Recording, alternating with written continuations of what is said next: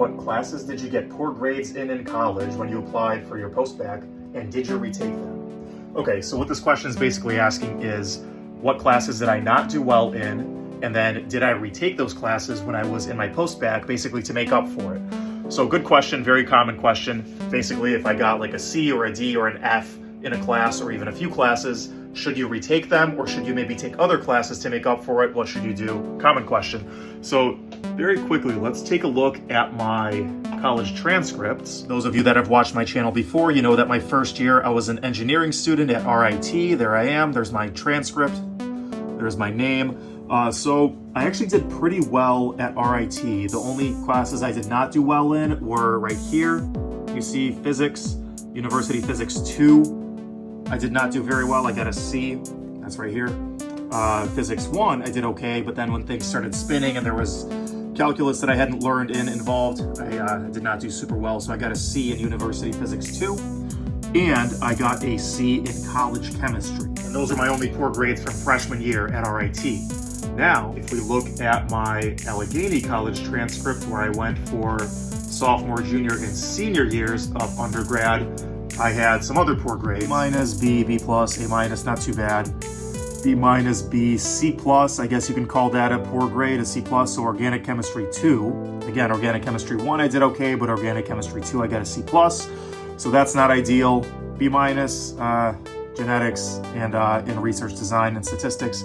So B-s aren't the worst thing in the world. C+, I would probably put in the category of bad grades. So yeah, C+ in Organic Chemistry 2, Comparative Anatomy, another C, that's not great. And then moving on over here, some B- and A-, a B+, that's fine. And then here, Contemporary Religious Thought. I don't remember even taking that. Probably why I got a C+, because I don't remember even taking that class. Class Piano, I got a C+. I don't think that matters to anybody. And then Asian Martial Arts, that's an interesting one. I got a C in that one. So it looks like a lot of these kind of like BS classes, filler classes I took just to kind of get enough credits to graduate, I didn't do super well in, which is dumb because they were easy A's. Also, another thing just in the same category, Jazz Dance, I got a D+. My only D on my college transcripts is in Jazz Dance. That's kind of silly. And then Gender and Families, I got a C-. That professor hated me. And that was about it. Overall, in my college career, I got a handful of C's, one D+, be like C- or C+, and whatnot. So not really tragic, mostly A's and B's, a couple of C's and one D+. For me, I was lucky enough to where most of my poor grades, C+ and below, were in some kind of BS, basically just filler classes I took just to get enough credits to graduate.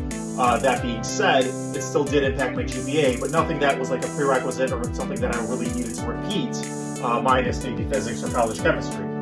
Also, the question about whether or not you should repeat classes when you get poor grades, I personally am not a big advocate of repeating classes. I think it would be much better to take a different class of the same caliber, also like upper level bio or chemistry, but of the same caliber, but to not repeat it, to take a different one to show that you can get good grades in a class that you have not taken previously that's at the same caliber of the one you did not do well in. I think that speaks a lot more highly to your academic ability than just repeating a class that you've already taken. So me personally, I never advocate for repeating classes. Some people might think differently. Me personally, I would rather you not repeat classes, take something else that's of the same caliber. All right, guys, good luck. Let me know if you have questions.